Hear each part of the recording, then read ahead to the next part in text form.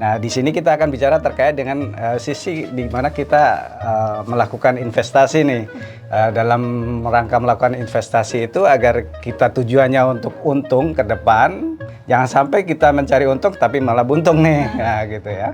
Sebenarnya gampang sekali ya untuk membedakan antara ilegal dan legal. Biasanya nih Mbak Senja, biasanya iming-imingnya itu sangat wow, sangat wah sekali. Udah duitnya kasih ke kita, nanti biar kita yang kerja 1 bulan bisa 2 kali lipat. Iming-iming berikutnya adalah nggak ada resikonya sama sekali. Nah itu sebenarnya ciri-ciri yang paling mencolok untuk kita bisa lihat ini adalah ilegal. Kasus yang pernah ditangani di luar daerah ya Pak, di NTB ini misalnya ada kasus penipuan investasi. Nah ini juga modusnya juga sama nih, jadi modusnya pemberian janji ada return 1% per hari gitu ya. Kemudian ada bonus ketika bisa menarik 5% kalau bisa menarik member ya, anggota. Tidak ada investasi tanpa resiko. Jadi kalau di depan sudah ada kata-kata dijamin untung, gede, cepet kaya, beli sekali, tiba-tiba besok dapat mobil mewah gitu. Udah deh, itu udah pasti bodong.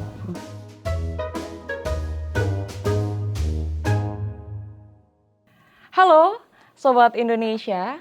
Kembali di Economic Chat, kali ini bersama saya Senja Kurnia dan masih bersama dengan OJK Solo. Hari ini tema kita sangat-sangat menarik dan juga penting untuk disimak ya. Seputar waspada investasi ilegal, bahaya penipuan berkedok investasi. Wah, siapa nih Sobat Indonesia yang sekarang sedang getol gitu untuk mempelajari investasi-investasi tapi belum tahu nih membedakannya seperti apakah, mana yang legal dan ilegal. Nah, kita akan ngobrol ya bersama dengan 2 narasumber yang akan saya perkenalkan selepas ini. Yang pertama adalah Bapak Heri Santosa. Beliau ini adalah Kepala Bagian Pengawasan Perilaku PUJK, EPK, dan LMST OJK Solo. Selamat siang Pak Heri. Selamat siang Mbak Senja. Kabar baik Pak Heri? Alhamdulillah sehat. Alhamdulillah sehat. Ini kita ngomongin investasi ilegal ya Pak ya. Kayaknya Ya, memang menjadi tema yang secara kontinu terus kita bahas nih supaya masyarakat tahu bedanya apa gitu.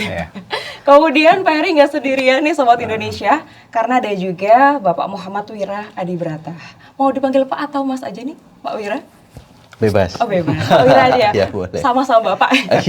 Pak Wira ini adalah Kepala Perwakilan BI Jateng 2 sebagai penerima penghargaan LJK dengan Program Inisiatif Pencegahan Tindak Investasi Ilegal Solo Raya 2024.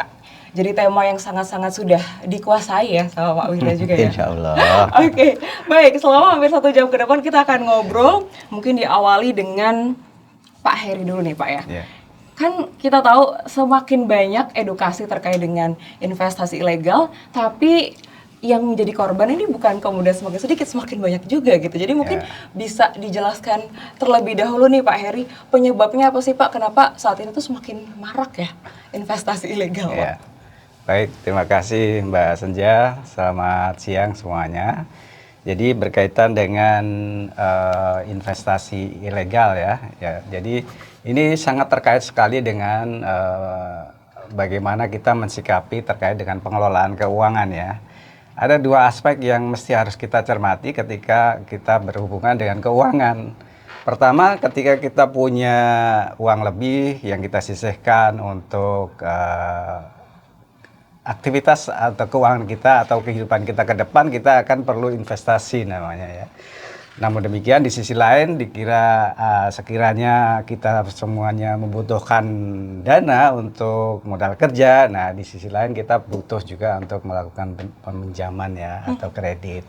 Nah di sini kita akan bicara terkait dengan sisi di mana kita melakukan investasi nih, karena kita menyisihkan uang kita, kemudian kita punya uang lebih, sehingga dalam rangka melakukan investasi itu agar kita tujuannya untuk untung ke depan, memberikan manfaat ke depan bagi kebutuhan kita ke depan. Nah, jangan sampai kita mencari untung tapi malah buntung nih, nah, gitu ya.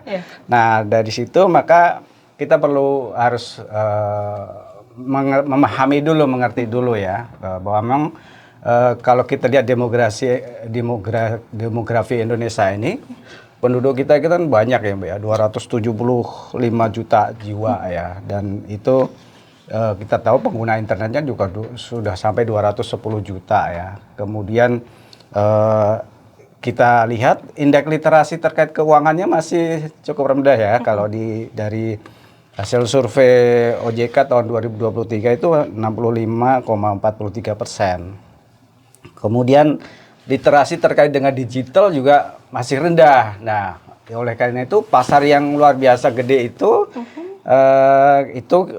akan menjadi menjadi kesempatan ya bagi pelaku untuk melakukan penawaran-penawaran yang penawaran-penawaran yang bisa jadi itu tidak berizin gitu ya, sehingga ilegal. Nah, dari kondisi itu Mbak, dari sisi masyarakat memang masyarakat kita itu terkait dengan perilaku ya, ingin cepat kaya tanpa kerja keras, kemudian ya perilaku ingin praktis lah, tidak teliti, tidak mengecek dulu terkait dengan siapa ini yang lembaga yang menawarkan investasi ke kita yang lewat HP kita. Nah, itu kadang-kadang itu menyebabkan maraknya investasi ilegal itu. Kemudian dari sisi pelaku ya, karena di Indonesia ini kemudahan sekali dalam membuat aplikasi web dan penawaran melalui media sosialnya. Itu juga menjadi penyebab masih maraknya investasi ilegal. Kemudian juga kalau kita lihat dari para pelaku itu ternyata banyak server-servernya ya ada di luar negeri yang itu mungkin secara ketentuan peraturan itu akan terbentur ya dari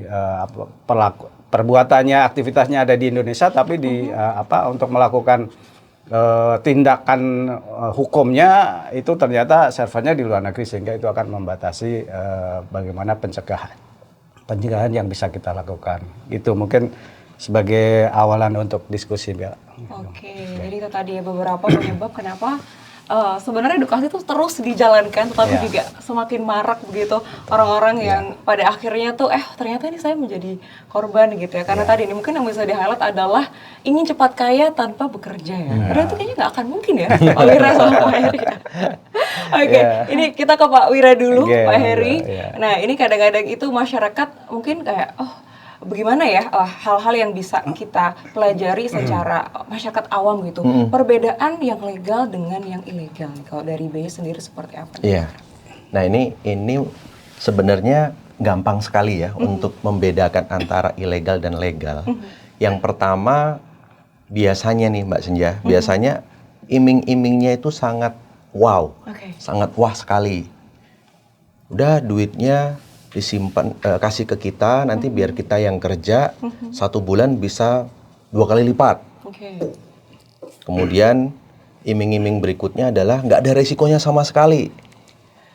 Kemudian cirinya lagi adalah mudah, seperti yang Mbak Senja tadi, mudah mendapatkan untung secara instan tanpa ada effort yang lebih.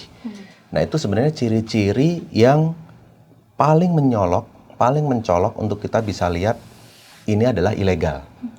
Nah, kalau mau firm lagi, mau konfirmasi benar-benar ini firm, itu ada layanan dari OJK yang bisa kita cek ya di www.ojk.go.id. Semua investasi itu harus terdaftar di sana. Dan ketika kita sudah melakukan riset kecil-kecilan, tanya ke teman dulu, tanya ke orang yang kita anggap ngerti. Jangan buru-buru iya dulu, konfirmasi, bener nggak kata temanku tadi, bener nggak kata orang tadi di www.ojk.go.id. Ketika di situ nggak ada, ya udah deh, meskipun iming-imingnya tinggi, daripada nanti kita kejeglong lebih dalam, mendingan skip aja. Nah, investasi itu tidak pernah lepas dengan yang namanya resiko. Jadi tidak ada investasi tanpa resiko. Jadi kalau di depan sudah ada kata-kata dijamin untung gede, cepat kaya, beli 1 hari besoknya udah bisa dapat apartemen, beli sekali tiba-tiba besok dapat mobil mewah gitu, udah deh, itu udah pasti bodong ya, atau ilegal. Ilegal, betul. Baik, nah ini kan karena biasanya itu bukan dari iklan bahkan, jadi misalkan dari circle terdekat gitu, Betul banget. merasa oh kenal nih dia sudah mendapatkan untung nih. Betul. Dan tidak jarang itu dari tokoh-tokoh loh, dari tokoh-tokoh yang memang bahkan tokoh agama, tokoh masyarakat yang sudah dipercaya gitu ya. Sebenarnya terkadang kita tidak bisa langsung percaya juga dengan tokoh yang sudah digunakan, karena bisa jadi tokoh tadi itu dimanfaatkan, Oke. ketidaktahuannya dimanfaatkan oleh oknum ya, atau oleh instansi yang nakal tadi untuk membantu memarketingkan produknya dia, di mana produk itu ternyata tidak berizin dari OJK. Seperti Mbak Senja tadi sampaikan, circle-nya bisa dari bahkan keluarga. Ya. Ada nih, misalnya ada keluarga kerja di salah satu instansi, kemudian dia menawarkan ke keluarga. Dan keluarga itu merasa nggak enak. Terkadang, wah aku mau bantuin ponaanku, aku mau bantuin adikku. Udah deh, masukin 10 juta misalnya gitu. Beneran, besoknya dapat hasil. Pak, ini loh hasilnya seperti ini. Om, ini loh hasilnya seperti ini. Nah, akhirnya si saudara tadi kan akhirnya happy dong, dapat duit. Iya. 10 juta, tiba-tiba 1 bulan kemudian dapat tambahan 1 juta. Terus dia ngomong sama tetangganya, ngomong sama keluarganya lagi. Beneran loh, ini kemarin ditawarin sama ponakanku, ini dapat duitnya nih. Nah, orang tadi, tokoh tadi, itu kan dipercaya juga sama circle-nya dia. Nggak mungkin bohong lah dia. Aku percaya deh sama dia ikut, aku juga ikut. Gitu. Oke. Nah, akhirnya kan dari rantai ikut berdasarkan katanya tanpa ada konfirmasi ke lembaga otoritas yang memberikan izin terhadap lembaga tersebut. Baik, wah ini jadi satu hal yang memang cukup rentan ya kalau kita bahas dalam masyarakat kita, kayak obrolan di wedangan sudah seperti itu gitu ya Pak Wira dan juga Pak Heri ya. Baik, ini kalau kita ke modusnya nih, Pak Heri, kan banyak ya modus-modus yang memang mengatasnamakan investasi yang ternyata juga termasuk ke investasi ilegal, seperti apa Pak? Ya, baik Mbak Senja. Jadi memang ada beberapa banyak ya skema modus investasi ilegal itu ya. Yang biasa sering kita kenal itu sebenarnya skema Ponzi itu ya. Jadi skema Ponzi ini kan sebenarnya ini bukan barang baru ya, tapi ini ditawarkan terus juga, tapi juga tetap aja orang masih banyak yang tertarik ya. Padahal sebenarnya hal ini sudah sangat sering sekali kita sampaikan kepada dalam setiap kali sosialisasi maupun edukasi, bahwa bahkan dalam setiap kali ada peristiwa kasus itu kan kita mesti selalu expose ya, bahwa skema Ponzi ini sering digunakan sebagai modus dalam investasi ilegal, di mana kayak berantai gitu ya Mbak, artinya bahwa keuntungan yang didapat itu sebenarnya bukan dari kegiatan operasional bisnisnya, tapi berasal dari ketika kita mendapatkan anggota atau member lain untuk menyetorkan menjadi anggota sejumlah uang, sehingga itu menyebabkan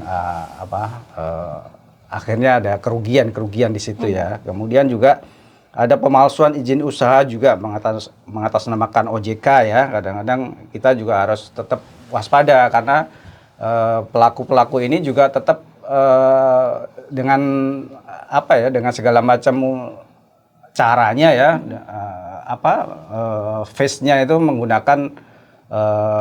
menggunakan industri yang legal, cuman begitu kita ikutin ternyata kita dibelokkan ke investasi yang ilegal, ataupun ke kegiatan yang ilegal gitu ya. Nah, ini contoh-contohnya kita bisa sudah sangat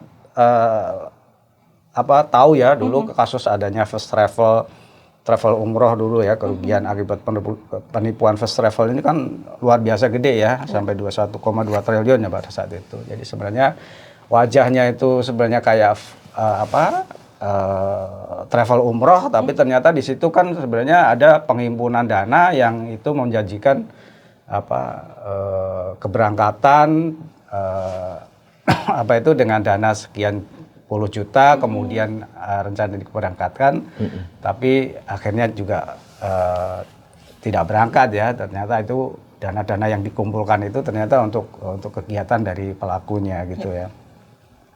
Kemudian juga ada contoh Pendawa Group juga ya, kita sudah pernah dengar ya di beberapa waktu yang sudah lampau, itu juga kerugian yang dialami nasabah koperasi simpan pinjam ini juga cukup gede ya, sampai 3 triliun, dan ini sudah dilakukan. Dan di situ OJK juga diminta untuk membantu penyelesaian terkait dengan kasus-kasus itu ya, karena sebenarnya itu awalnya itu bukan ranahnya OJK, tapi karena berkaitan dengan larinya dana-dana itu melalui industri jasa keuangan kan, akhirnya OJK diminta untuk membantu terkait hal tersebut. Nah itu mungkin seperti itu Mbak. Oke, jadi memang banyak ya, semakin kesini para penjajah investasi ilegal ini sudah semakin punya banyak cara yang kira-kira dicelah gitu ya Pak Wira dan juga Pak Heri ya. Baik, ini kalau ngomongin literasi keuangan, sejauh mana sih antara OJK bekerja sama dengan lembaga jasa keuangan dalam hal ini adalah BI gitu untuk melakukan langkah-langkah preventif lah ya, semoga tidak banyak atau bertambah korban-korban dari investasi ilegal ini, seperti apa Pak Wira? Oke, baik, jadi sesuai dengan undang-undang dari di tempat kita ya, industri keuangan itu memiliki kewajiban untuk melakukan literasi keuangan dan jasa yang mau disampaikan atau mau digunakan oleh masyarakat. Kita semua punya kewajiban untuk mengedukasi di situ, dan kami dari Bursa Efek Indonesia ini sangat dibantu dan didorong berkolaborasi dengan OJK untuk melakukan edukasi sebelum melakukan investasi di pasar modal. Bahkan kita mulai itu dari tingkat SMA, Mbak. Dari tingkat SMA. Kenapa kami Bursa dan OJK itu sampai ke tingkat SMA? Karena sebenarnya di tingkat SMA ini adalah pondasi mereka untuk menyusun habitnya. Mereka bagaimana cara mengelola keuangan, bagaimana... Contohnya ketika anak SMA itu udah bangunnya siang terus, itu kebiasaan nanti waktu kuliah juga bangun siang. Terus kemudian waktu kerja juga mepet-mepet. Susah untuk merubah itu. Nah, kita coba melakukan edukasi bagaimana pengelolaan keuangan yang baik mulai dari SMA.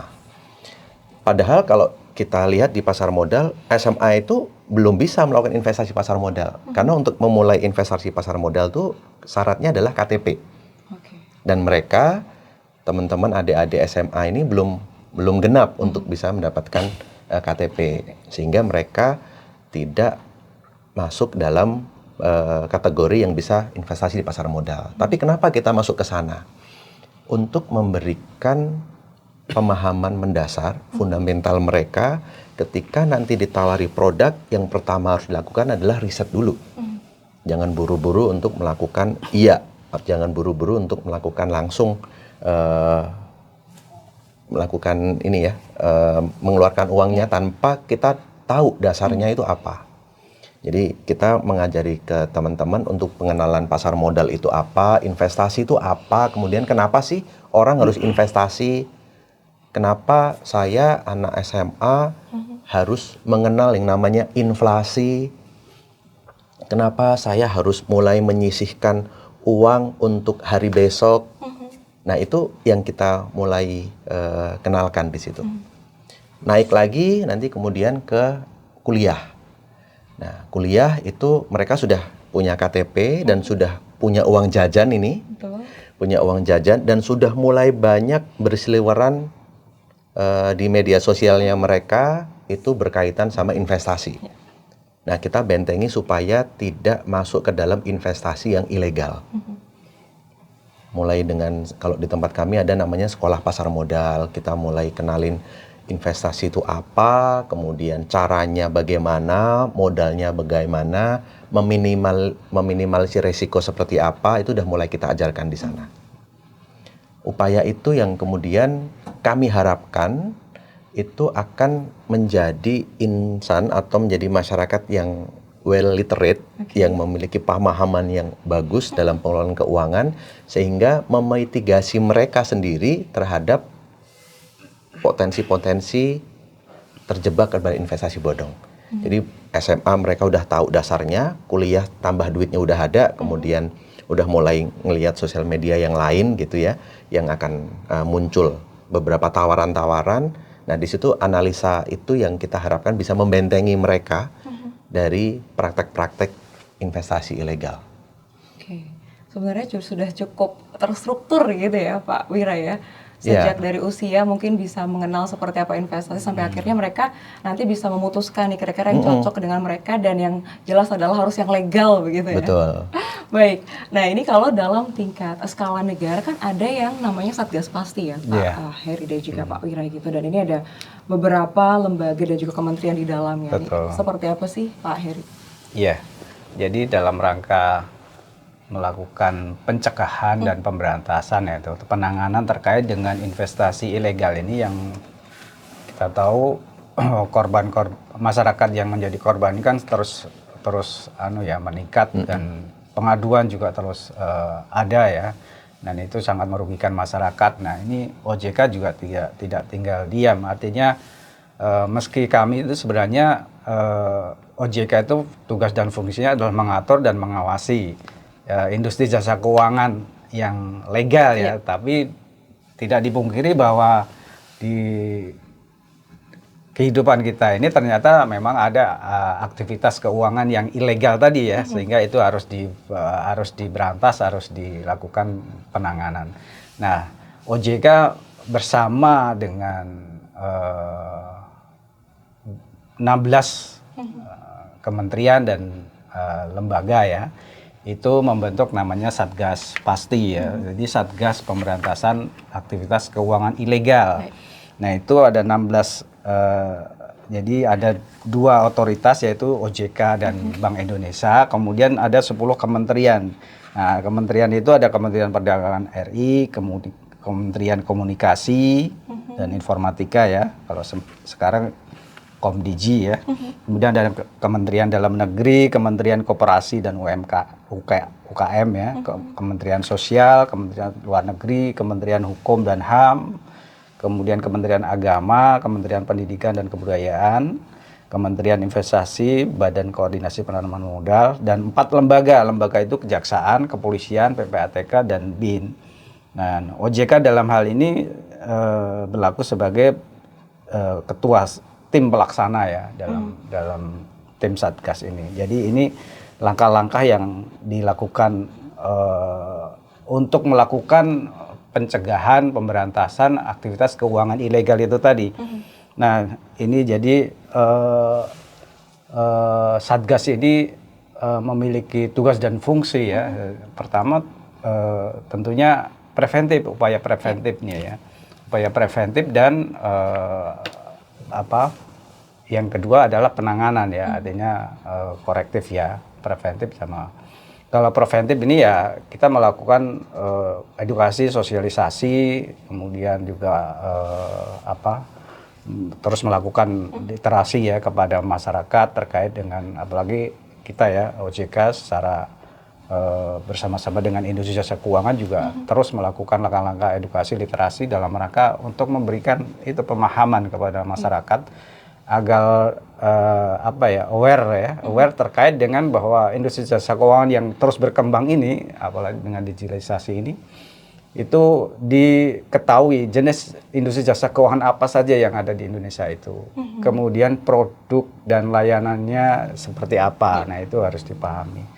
Jadi itu untuk langkah preventifnya. Kemudian untuk langkah-langkah pemberantasannya ataupun tindakannya juga ada ya dari Satgas ini. Dia akan berkoordinasi dari 16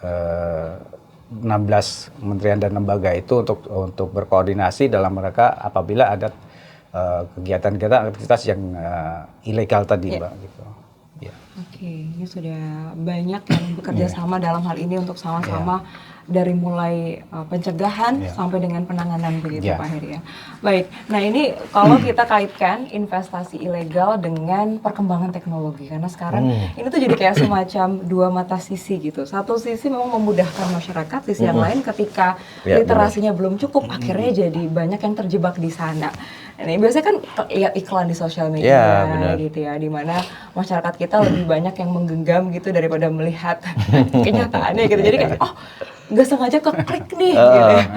Ini kalau dari BI sendiri dalam hal ini untuk memantau dalam aktivitas investasi di platform media sosial seperti apa sih Mas Wira? Oke. Kalau di kami memang pasar modal ini kan sangat dekat sekali dengan teknologi. Melakukan transaksi jual beli saham itu juga cukup dengan handphone saja. Cukup dengan handphone gitu ya.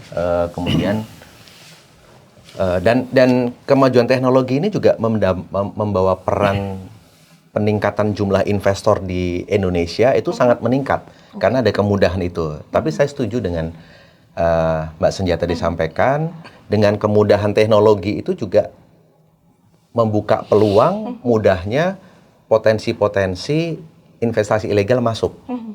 Tadi Pak Heri sempat singgung ada industri yang mengatasnamakan industri yang legal. Kemudian dia percaya, kalau saham itu sudah diawasi oleh OJK. Artinya dia, oke, saya mau nih. Tapi ternyata setelah dirunut, ternyata ini sahamnya saham individu, bukan yang tercatat gitu. Nah itu harus hati-hati di situ. Jadi misalnya nge-link gitu ya, dari sini nge-link kemana gitu. Karena sekarang itu kan bikin seminar, bikin apa gitu, mudah banget ada logo OJK di situ. Ditempel logo OJK, terus nanti logo IDX ditempel di situ. Belajar saham gratis misalnya, atau investasi gratis bersama dengan Bursa Efek Indonesia dan OJK misalnya gitu ya. Nah, itu juga perlu dikonfirmasi, jangan mudah untuk terkecoh dengan flyer yang meskipun ada logo OJK maupun logo bursa di situ. Lihat dulu apakah benar.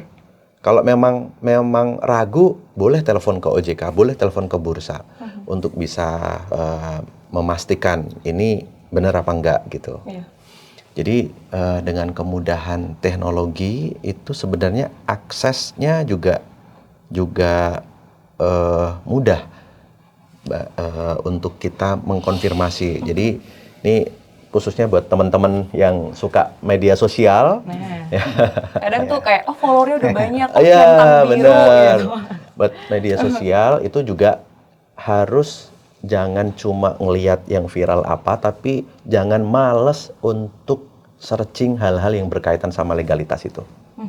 Jadi jangan malas untuk mencari hal-hal yang itu sebenarnya buat kepentingan kita loh.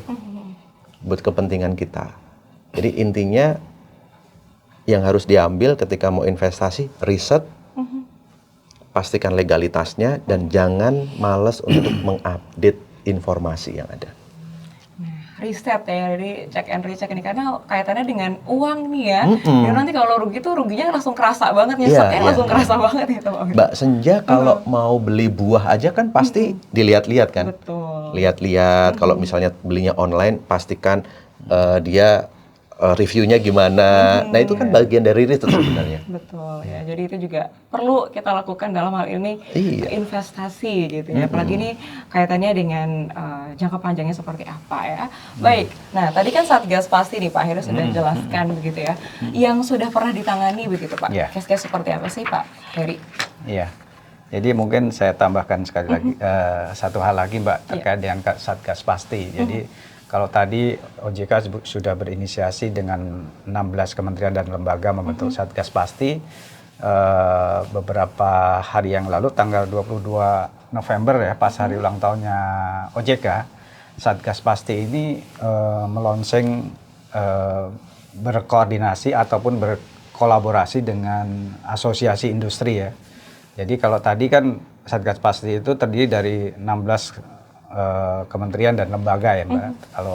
Nah ini Satgas Pasti mengajak asosiasi seperti asosiasi industri keuangan non bank ya, seperti bank-bank umum, kemudian ada asosiasi asuransi. Nah kemudian asosiasi sistem pembayaran, kayak kemudian e-commerce ya, itu membentuk namanya Indonesia Anti Scam Center ya, dia pusat penanganan penipuan transaksi keuangan. Nah ini baru soft launching tadi di tanggal 22 November kemarin. Nah ini nanti kedepannya dari Anti Scam Center ini nanti diharapkan ini nanti ya, dalam rangka melakukan upaya penanganan terkait dengan adanya kasus-kasus investasi ilegal itu bisa lebih cepat dapat ditangani, karena ini ada regulator, ada industrinya langsung ya. Kalau misalnya ada misalnya ada transaksi investasi setoran uang ke satu rekening, itu bisa langsung mereka ini berkoordinasi antara Satgas Pasti dengan industri jasa keuangan yang langsung bisa dilakukan langkah-langkah secara cepat gitu, sehingga itu luar biasa. Nanti mudah-mudahan nanti kedepannya akan lebih bisa membantu masyarakat yang mungkin dalam tanda kutip ya menjadi korban terkait dengan investasi ilegal itu.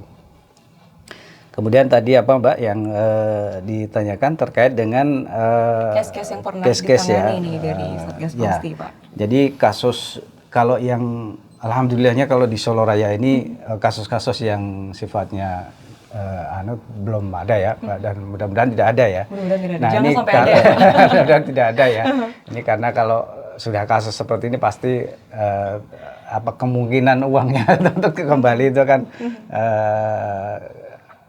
dalam untuk kembali itu agak sulit ya, karena memang kecepatan dari para pelaku ini dalam melakukan setelah uang itu ditransfer gitu pasti akan sangat cepat sekali untuk berpindah-pindah, dan itu kadang-kadang juga susah untuk dilacak juga. Betul. Nah, kasus yang pernah ditangani di luar daerah ya Pak, di NTB ini misalnya ada kasus penipuan investasi future e-commerce ya, FEC ya, ini terhadap 80.000 warga NTB ini yang menjadi korban, didominasi oleh PNS dan guru nih malahan. Nah ini juga modusnya juga sama nih, jadi modusnya pemberian janji ada return 1% per hari gitu ya. Kemudian ada bonus ketika bisa menarik 5% kalau bisa menarik member ya, anggota. Nah itu ternyata abal-abal ya investasi yang ilegal, yang akhirnya itu dilakukan oleh Satgas Pasti daerah di NTB untuk dilakukan penanganan. Alhamdulillahnya sudah bisa udah ketangkap ya pelakunya dan dilakukan langkah-langkah lebih lanjut. Nah itu seperti itu. Oke, contoh yang itu kerugiannya cukup besar, sangat besar begitu ya Pak Heri ya. Dan korbannya pun ini bukan kemudian masyarakat awam sebenarnya. Jadi memang banyak faktor yang perlu dipelajari lebih dalam begitu supaya sama-sama bisa langsung menandai gitu mana yang legal, mana yang termasuk ilegal gitu. Kalau di Bursa Efek nih sudah pernah menemui kasus-kasus seperti apa Pak Wira? Ya, jadi izin menambahkan sedikit tadi yang disampaikan Pak Heri sama tadi obrolan Mbak Senja tadi soal segmentasi korban yang kena. Dan ternyata nggak sedikit loh masyarakat yang berpendidikan itu juga kena. Kenapa? Ini orangnya udah kategorinya sudah terliterasi dengan baik, pengetahuannya juga besar gitu ya, wawasannya luas, tapi kok bisa juga terkena di situ. Ya, satu di antaranya adalah tadi lupa bahwa legalitas itu tidak bisa digantikan oleh iming-iming yang tinggi. Jadi nafsu untuk bisa mendapat uang cepat itu merusak logikanya. Jadi yang logis menjadi tersingkirkan karena iming-iming tadi. Dan iming-iming itu bisa dari orang atau bisa dari teman yang sudah mendapatkan keuntungan. Tadi Pak Heri kan sampaikan ada skema Ponzi tadi. Orang yang sudah untung dia akan promosi ya. Ya, dengan sendirinya dia akan menyampaikan, "Oh, untung nih, tambah lagi gitu. Tambah lagi gitu." Tapi begitu nanti uangnya udah banyak sekali, udah terkumpul di situ, tiba-tiba langsung celing menghilang.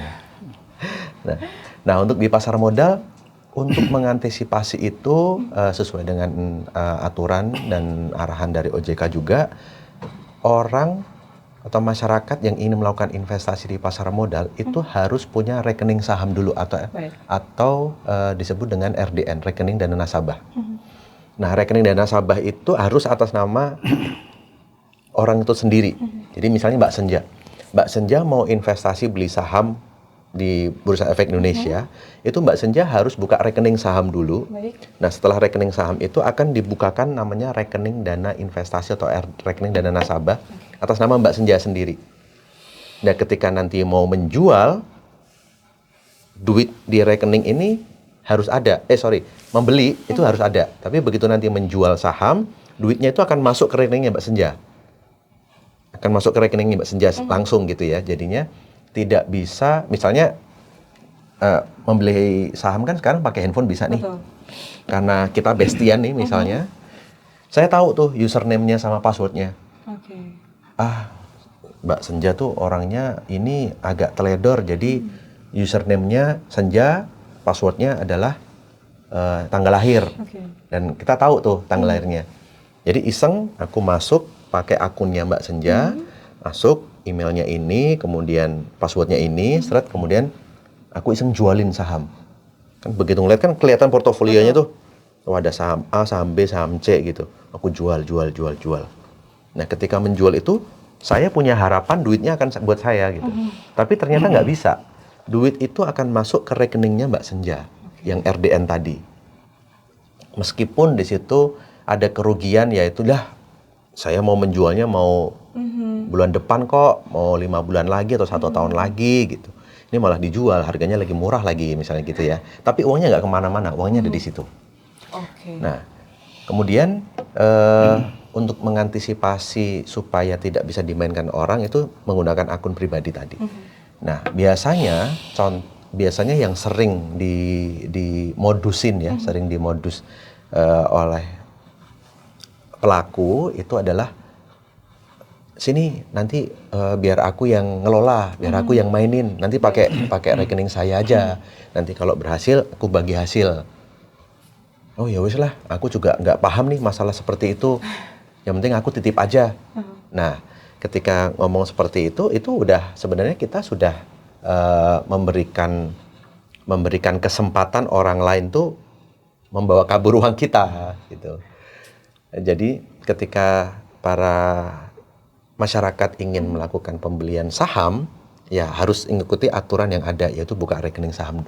Jangan membuka rekening saham atas nama orang lain. Seperti itu. Terus yang kedua, modus yang kedua biasanya mereka akan membuat semacam komunitas, ya bisa di grup WA atau di Telegram paling banyak. Itu mengatasnamakan Bursa Efek Indonesia. Komunitas ini nanti akan macam-macam namanya, atau ada ya yuk kaya bareng, yuk jadi investor handal, yuk apa. Jadi kalau itu dijadikan sebagai wadah diskusi, oke. Wadah diskusi, kemudian saling mereka akan membahas perusahaan yang lagi uptrend nanti seperti apa, yang kemungkinan akan terkoreksi seperti apa, itu banyak sekali. Tapi ketika nanti di situ sudah masuk ke dalam aba-aba, misalnya aba-aba dalam artian besok kita beli ini bareng-bareng, sini. Nah itu upaya untuk melakukan manipulasi terhadap market. Dan itu kita dari Bursa Efek Indonesia sangat tidak menyarankan untuk ikut-ikutan membeli tanpa kita tahu dasar apa untuk saya beli itu. Saya beli saham X. Karena instruksi dari teman-teman di komunitas yang hari ini beli, tapi saya nggak tahu kenapa sih saya harus beli saham X ini. Apakah laporan keuangannya lagi bagus? Apakah memang harganya sekarang lagi murah? Apakah dia itu ada proyeksi ke depan sahamnya atau proyeknya akan banyak terserap seperti itu ya. Jadi kayak FOMO gitu, dia beli, saya ikut beli.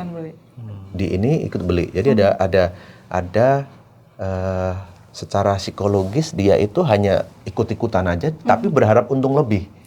Nah itu masuknya udah bukan investasi, itu masuknya adalah spekulasi. Dan ketika kita melakukan spekulasi itu udah kecil sekali nih ininya. kecil sekali kategorinya dengan judi misalnya gitu ya. Karena kita mencari peruntungan tanpa ada analisa. Betul. Gitu. Nah, ini nih yang harus digarisbawahi. Jadi mindsetnya harus dibenahi terlebih dahulu. Betul, gitu ya, Mbak betul. Wira, ya. Setuju. Baik. Nah, ini kemudian ketika misalnya masyarakat umum nih belajar investasi gitu. Kalau kita bahas melek investasi kan sebenarnya sekarang tuh sudah jauh lebih mudah, penasaran ya. Seperti apa sih investasi gitu. Kira-kira memungkinkan nggak ya kalau belum berpenghasilan itu sudah mulai mencoba investasi. Kalau ada sebutannya kan, oh investasi ini harus pakai uang dingin gitu. Jadi kayak ketika dana kita aman, dana darurat punya gitu. Cuman banyak yang ngomong kalau kabur kapan ya kalau punya. Standarnya seperti apa sih Pak Wira ataupun Pak Heri gitu ya. Mungkin tips untuk yang mau mencoba investasi bagi pemula gitu. Di kondisi seperti apa kayak cocok nih sudah memulai investasi. Oke, Pak Heri dulu atau? Jadi sebenarnya tidak ada batasan ini sebenarnya Mbak ya. Seharusnya sejak dari dini kita harusnya udah mulai melatih ya dalam hal kita mengelola keuangan. Kita dalam melakukan edukasi ya tentang pengelolaan keuangan Mbak, itu kepada anak-anak yang masih pelajar, SMA, mahasiswa itu juga sudah mulai kita sampaikan ya terkait dengan edukasi pengelolaan keuangan ya. Artinya dengan uang sekecil apapun kita harus bisa mengelola uang itu untuk kebutuhan untuk sekolah, bayar sekolah, kemudian misalnya ada uang saku nih. Uang saku kan ya relatif kecil kan ya, tapi kalau itu disisihkan kemudian itu secara rutin dilakukan, itu akan menjadi kebiasaan mengelola keuangannya dengan baik. Nah, sedangkan di industri jasa keuangan sekarang juga sudah sangat berkembang, artinya produk-produknya tidak intinya sudah retail ya. Nanti Mas Wira bisa sampaikan ya bahwa produk-produk di bursa efek ataupun di pasar modal juga sudah sangat retail. Terkait juga dengan di produk-produk asuransi atau yang ada proteksi diri itu yang di luar investasi ya, tapi itu terkait dengan pelindungan ya, pelindungan. Nah itu juga sudah sangat retail, jadi tidak harus kita punya uang gede gitu ya, mungkin seperti itu Mas ya. Oke, bisa ditambahin nih Pak Wira. Setuju banget sama yang sampaikan Pak Heri, nggak harus uang gede. Sebenarnya tujuannya kita biar uang gede dari kecil dulu, dari kecil dulu biar gede. Hanya mungkin begini Mbak Senja, kita coba melakukan skala prioritas terhadap uang yang kita miliki. Mahasiswa itu menjadi investor terbanyak. Pertumbuhan investor saham di pasar modal itu dari kalangan mahasiswa. Lebih dari 50% bahkan peningkatannya. Dan itu hal yang membuat kita surprise juga. Wow, keren ya anak-anak mahasiswa sekarang udah melek investasi. Mereka bisa dibilang mayoritas belum berpenghasilan, tapi mereka sudah punya uang saku kan. Nah, dari yang literasi yang disampaikan Pak Heri dengan pengelolaan keuangan itu akhirnya kita bisa tahu skala prioritas dari uang saku tuh buat apa sih? Oh ternyata buat SPP, buat uang kos, buat uang makan, buat kebutuhan primer, bensin dan lain-lain. Setelah itu ada sisanya. Buat ngapain ya ini ya? Wah buat nongkrong-nongkrong aja nih, tiap hari ngopi, tiap hari dan lain-lain gitu. Ngopi boleh, justru dengan nongkrong, ngopi gitu kan sebenarnya itu juga perputaran ekonominya juga bagus. Tapi kalau misalnya dari skala prioritas tadi itu ngopi itu nomor satu, kayaknya kok kita perlu ubah gitu. Kita perlu ubah, untuk tabungan segini, untuk ini segini, dan untuk investasi segini. Masa bisa sih anak mahasiswa investasi saham gitu? Sekarang itu 50.000 udah bisa beli saham loh Mbak. Bahkan di bawah 10.000 tuh ada yang kita bisa beli sahamnya. Ini sayangnya saya nggak bisa sebut merek di sini. Kalau sebut merek, sebenarnya banyak sekali nih saham-saham yang sebenarnya sangat pas dengan kantong mahasiswa. Terus kemarin beberapa waktu lalu kita sempat menghitung UMR Solo apakah bisa investasi. Ternyata bisa dengan menyisihkan uang sedikit, dan itu kita menghitung bahwa dengan UMR itu sampai menyicil rumah subsidi loh ya. Oke. Sampai kita menyicil rumah subsidi. Karena itu prioritas. Ya. Ya, itu prioritas. Kita sangat mengharap investasi itu bisa di skala prioritas nomor sekian setelah prioritas-prioritas utama itu tercukupi. Baik. Hutang misalnya, itu prioritas yang harus penuhi dulu. Jangan investasi kalau utangnya masih ada. Karena kewajibannya adalah bukan untuk investasi, membayar utang dulu. Membayar utang. Gitu. Nah, kita coba masukin properti atau rumah ini menjadi bahan yang wajib dimiliki. Kita coba hitung waktu itu ada rumah yang cicilannya itu di bawah 1 juta. Ada program KPR ya, rumah subsidi itu cicilannya bisa di bawah 1 juta.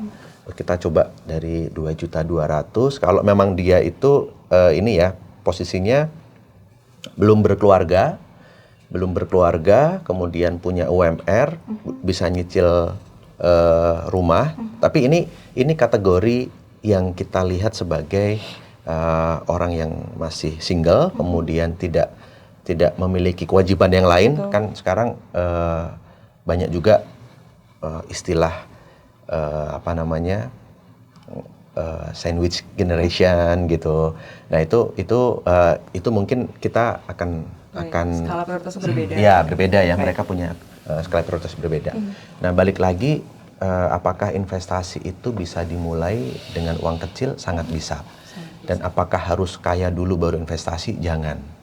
Karena setelah kita semakin menunda investasi, itu kita akan tergopoh-gopoh untuk mengejar tujuan ke depan ya. Karena kan ini harga emas naik terus, harga tanah juga naik terus, harga properti naik terus, harga saham juga naik terus gitu. Nah kita semakin kita menunda itu, kita akan semakin tergopoh-gopoh nantinya untuk menyiapkan yang kita harapkan.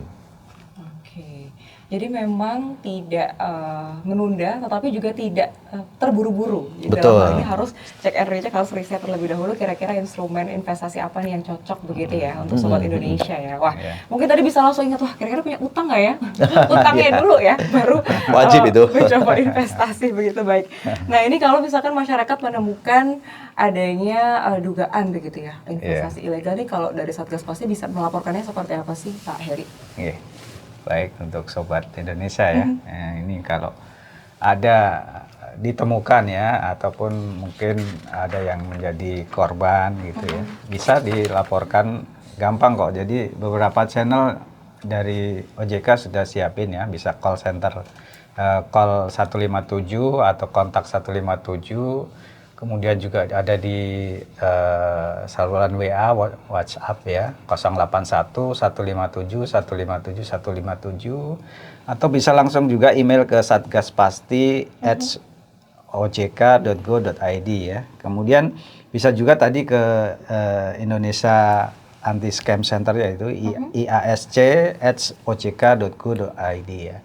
Jadi bisa dilaporkan di sana, nanti mereka akan berkoordinasi tentunya dengan bukti-bukti ya. Artinya kalau misalnya ada Sobat Indonesia yang sudah mentransfer uang sekian puluh juta, kemudian merasa itu tertipu ya, tolong rekeningnya juga harus disampaikan di situ, sehingga nanti akan pelacakannya itu bisa lebih cepat, bisa industri koordinasinya antara Satgas Pasti dengan industri jasa keuangannya juga bisa lebih cepat tertangani gitu ya. Sehingga kalau memungkinkan, kalau masih memungkinkan itu nanti akan dikejar, kemudian diblokir rekening, kemudian untuk situs atau webnya pelaku itu biasanya nanti diblokir oleh Kementerian Komdigi ya. Nah seperti itu. Itu tentunya OJK akan berkoordinasi dengan berbagai elemen kementerian dan lembaga itu tadi. gitu, seperti itu. Jadi caranya adalah mudah ya, bisa melalui genggaman juga. Iya.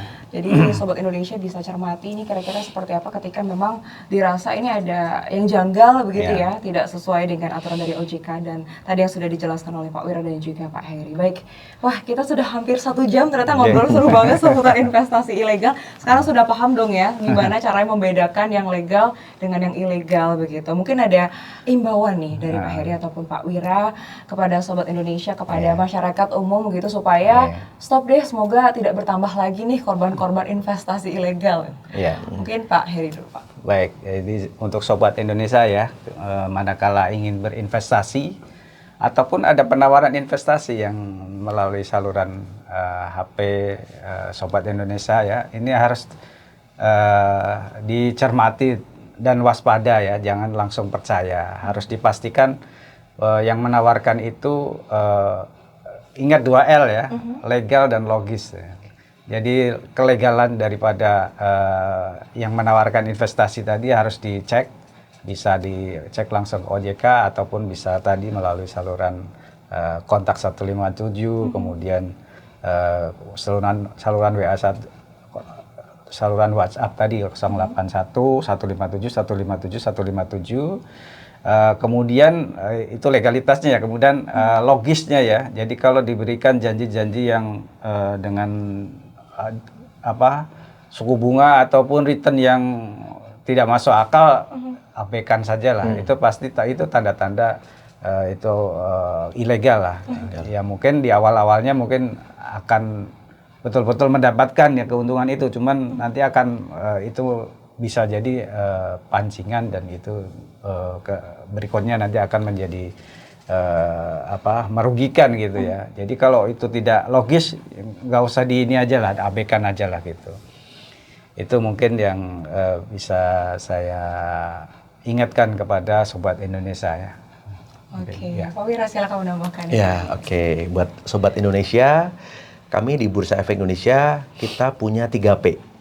P yang pertama adalah pahami, kemudian P yang kedua adalah punya, P yang ketiga adalah pantau.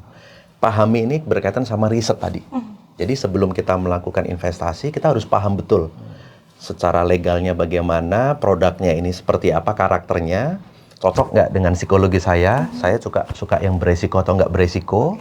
Pahami dulu, riset terlebih dahulu. Setelah kita tahu, paham betul, baru kita memutuskan untuk langkah yang kedua. Jadi punya.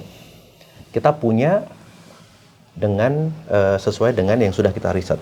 Saham juga kita beli di pasar modal itu ada 900 lebih saham, Sobat Indonesia, dan ada yang naik, ada yang stuck, ada yang turun dan nggak naik-naik.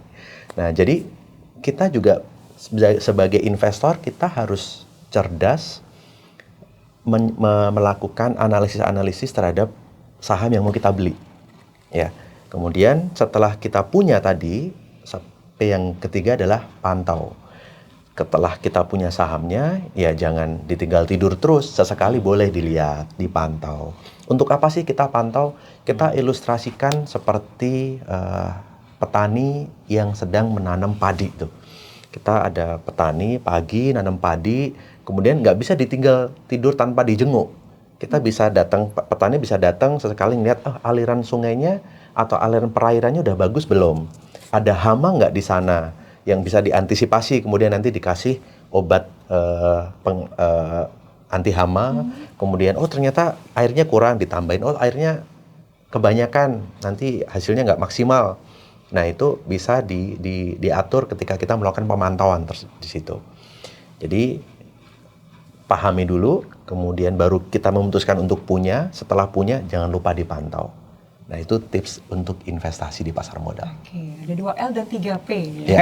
Dari BI dan juga dari OJK. Terima kasih banyak Pak Heri dan juga Pak Wira. Makasih. Kita harapkan juga masyarakat sudah semakin paham begitu ya, seperti apa membedakan antara investasi legal dan ilegal, karena cukup mudah ketika memang kita melakukan riset tadi. Betul. Ya. Baik, terima kasih banyak Pak Wira dan juga Pak Heri. Sobat Indonesia, itu tadi obrolan seru kita di Economic Chat, persembahan dari Solpos Media Group.